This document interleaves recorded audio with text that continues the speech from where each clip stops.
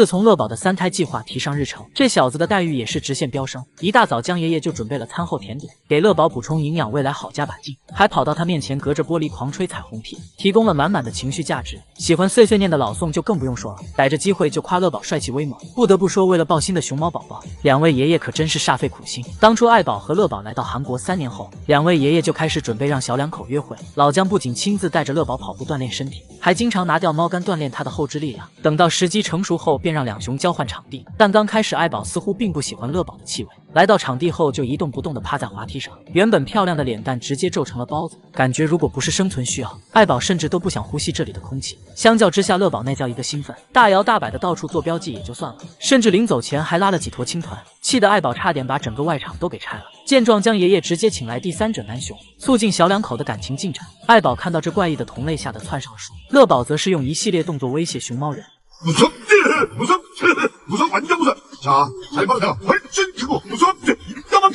或许是觉得爱宝乐园里乐宝是最帅最有男熊味的那只，爱宝最后也是顺理成章的接受了他。没多久便生下了可可爱爱的福宝。等到福猪猪年满3岁即将回国时，爱宝乐宝的2胎计划也被提上日程。当时两位饲养员的心情特别复杂，路过的狗都得被他们区几句。当竹子质检员乐宝一如既往的挑食时，阴阳大师江爷爷毫不留情的吐槽。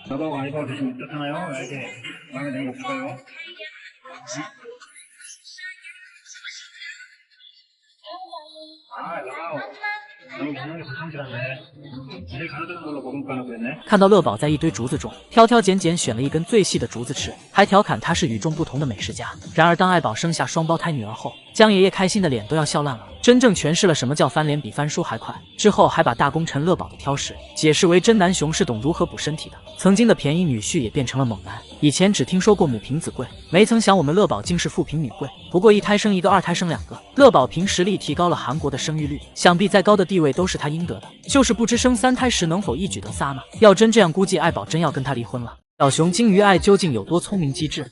这天奶妈出来提醒爱姐下班回家，小家伙靠近时特地放慢脚步，等奶妈先回到员工通道后才进门。而且鱼爱进门后也没有转身离开，眼里有活的他还主动帮奶妈关上门，甚至留了条缝隙以便通风，简直是要成精的前奏。其实爱姐的这番举动并非偶然，小熊精从小就会给2顺妈妈开关门，自己出来玩时也会顺手把门带上，很难不怀疑爱姐藏了什么宝贝，怕被偷走。作为熊猫界智商与萌兰比肩的小熊，爱姐的高智商向来令猫粉们惊叹。这天，馆长和外公给可爱准备了新丰绒，为了增加趣味性并锻炼两熊的后肢力量，用绳子将玩具全部绑在了树上。爱姐迫切的想要吃到丰绒里的果果，于是想要直接从源头解决问题，她径直来到木架上观察馆长打的绳结，只是轻轻一拽，绳结竟然就松开了。随后，爱姐像侠女一样翻身踩在树上，一手抓木架稳住身体，一手扯开了绳子。这逆天操作把外公都给看得目瞪口呆，只能紧急召回于可于爱并返工。而爱姐也不是第一次解绳子，先前院子里的吊篮打结竖了起来，没等姨姨们研究明白爱姐已经胜了，结果只动了一下嘴就解开了吊篮。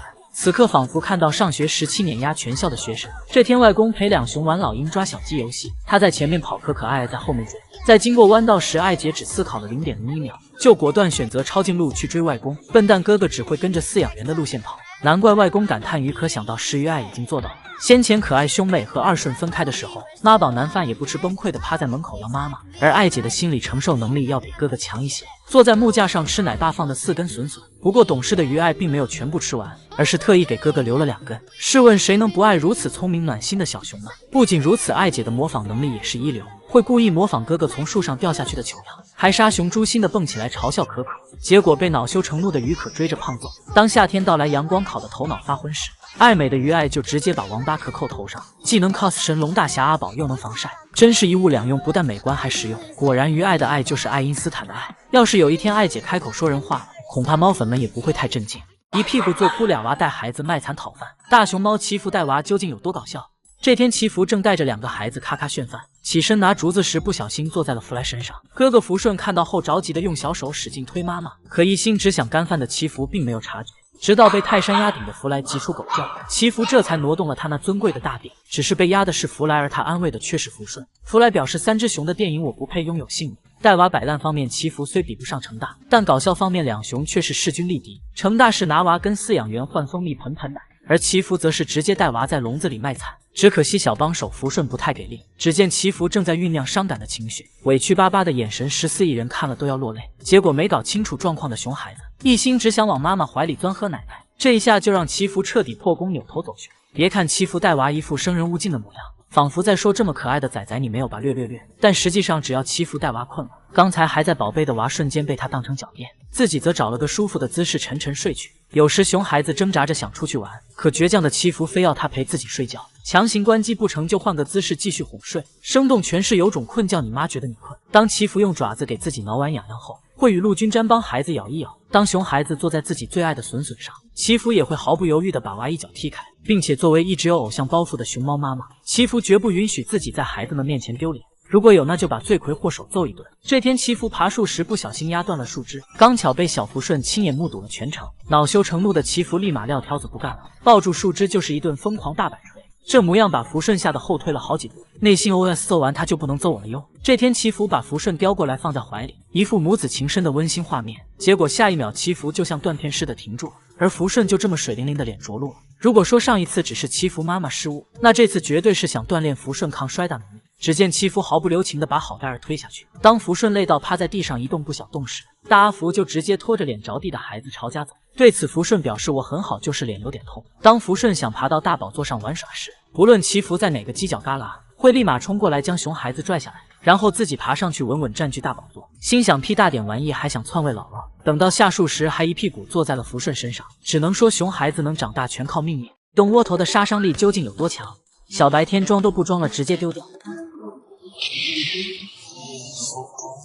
这天面面奶爸照例给小白天送窝头，原本太子妃想稍微吃点给奶爸个面子，谁料刚咬一口就觉得这面子不给也罢，不光扔了手里的，还把嘴里的也吐了。只能说北洞窝头一吃一个不吱声，别的小熊都是连吃带拿，唯有北洞熊猫对窝头连扔带吐。因此徐老爷趁小白天打哈欠，快速把窝头塞进了他嘴里。谁料老爷手都还没来得及收回去，窝头就被小白天呸出来了。紧接着小熊精背过身示意老爷按摩，但徐老爷可不会像面面一样人熊拿捏，放下窝头后直接干脆利落的关门走人。尴尬又无措的白天只能乖乖捡起窝头，满面哀愁的吃起来。老爷不愧是老爷。然而有时小白天也会假装配合，奶爸一转身就立马把窝头丢进死角，随后开开心心的吃美味笋笋胡萝卜。不过常在河边走，哪能不湿鞋？徐老爷察觉不对劲，转而询问游客：窝头没扔吧？扔了！惨遭背叛的小白天直接生胖气，一整天都背对着游客，坚决不露正脸。内心 OS： 天天心肝宝贝小可爱，卖我的时候比谁都快，真是气喜熊了。其实北洞不仅小白天抗拒窝头，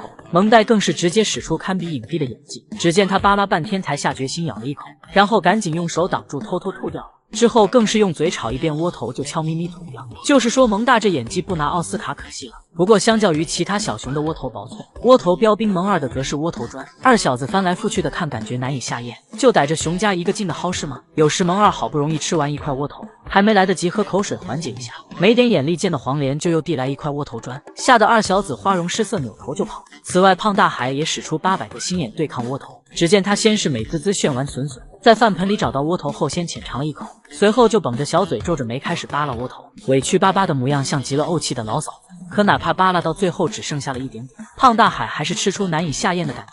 相较之下，萌兰就比较聪明了，找到了全北洞最合适的饭搭子。萌儿每次都让麻雀们先吃窝头，剩下的就让乌鸦帮自己消灭。谁料到最后乌鸦也被噎到直翻白眼。只能说北洞熊猫吃窝窝头的心情，比大家上班的心情还要沉重。